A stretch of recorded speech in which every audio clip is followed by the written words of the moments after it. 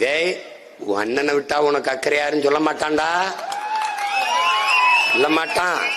ரொம்ப ஆபத்தானவங்க வராங்கடா, ரொம்ப ஆபத்தானவங்க வராங்க. நீ உன உணர்ந்துக்கணும்டா. டிவிக்கே டிவிக்கே டிவிக்கேன்னு யாரா?